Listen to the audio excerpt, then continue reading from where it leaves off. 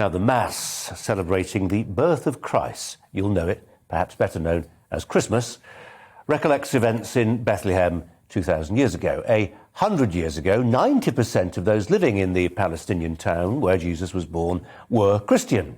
Now only a handful remain. Why have they left? Well, many have faced persecution, which has worsened in recent years, as it has in other countries in the Middle East, like Syria and Iraq, where Islamists have tortured and murdered Christians for their faith. Well, today, Christian leaders in the Holy Land, the territory located between the River Jordan and the Mediterranean, are warning that their communities are effectively on the point now of extinction. We're joined by the Anglican Archbishop in Jerusalem, Hosam Elias Naoum. Archbishop, thank you so much for your time. Very much appreciated here on GBNews. Thank you very much indeed. It's quite a claim to say that Christianity in the Holy Land, its birthplace, is on the point of extinction. Yeah, that's definitely, it's a scary thing to think about. And as we know, this is the birthplace of Christianity and one of the most ancient places where Christians, been worshipping in this space. And it is really quite scary to think about the Jerusalem and Bethlehem and many other places without its living stones, Christians in the Middle East. It's hard to imagine. I think we're just seeing some pictures. There's pictures of Bethlehem. But if you think about, I worked in Jerusalem for several months and went to Bethlehem, but also went to places like the Church of the Holy Sepulchre in Jerusalem. And Jerusalem is a separate case in a sense, isn't it? It's hard to imagine that Christianity would be allowed to wither on the vine in the old city of Jerusalem, home to those important religious Christian sites as it is. But that's a very different story from what's happening, for instance, elsewhere in Israel, Palestine, where communities are leaving. And I just wonder, Archbishop, when we talk about persecution, are these people who just think this is not a place for me and my family long term? I'm going to join the diaspora, the Christian diaspora of Palestinians living, I don't know, in Canada or wherever? Or is it something more tangibly persecution? Are these people being hounded in their homes, being encouraged to leave, being beaten up, facing violence? What is it? It's not that, the situation in Jerusalem specifically, and of course we've been seeing people exodus of Christians from Jerusalem and other places, and because of the pressures that they really imposed on them, and mainly from the radical groups, and especially here in Jerusalem, we are witnessing more and more pressures from these extremists and radicals, and especially if we talk about Jerusalem, Jerusalem has a very special character where Christians, Muslims and Jews live side by side. But at the same time, we see that, Christians, and especially in the old city, facing, these pressures from extremists, and especially looking at their holy sites and their properties and their churches.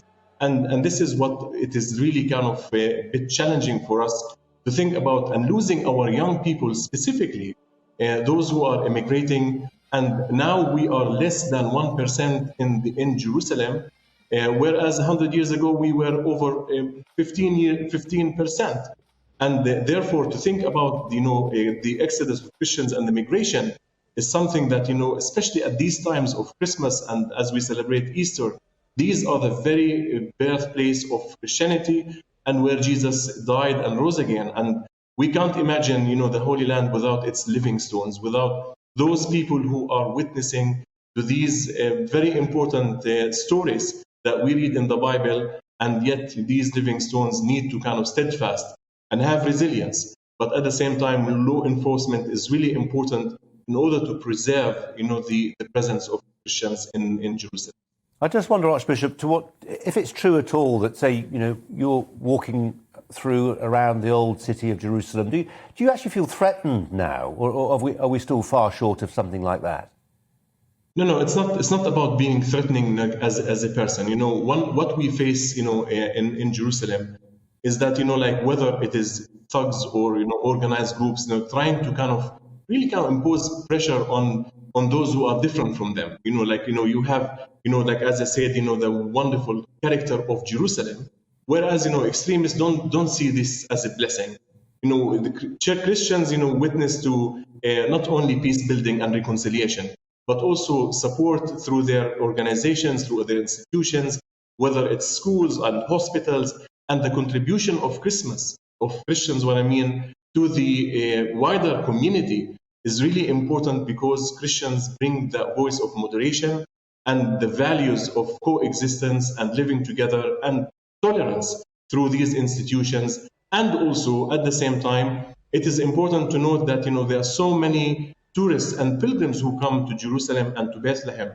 And we are really kind of helping not only the economy, but also helping in preserving the character of Jerusalem for the three monotheistic faiths. And this is really important for us to continue to preserve the character of Jerusalem, and especially the Old City.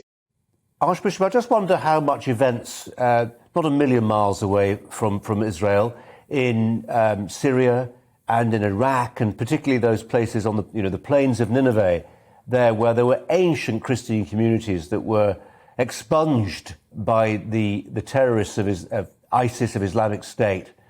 I just wonder to what extent that changed the game, that changed the calculation, that raised the level of hostility and threat for Christians in the Holy Land. We know that the Middle East is kind of it's interconnected altogether, and we know these waves of extremism that happen in our region. Of course, one affects the other, and that's why it is important that these places, whether it is Iraq or Syria and Jerusalem, Palestine, we and Israel, we know that these places were always a model and absolutely an example of living together. And we have lived together as Jews, Christians, and Muslims for over 14 centuries. This is not something new, but unfortunately, we know and we experience these extremists who are come with different agendas, using and manipulating religion for the sake of a certain political agenda. And that's why we are so concerned about that.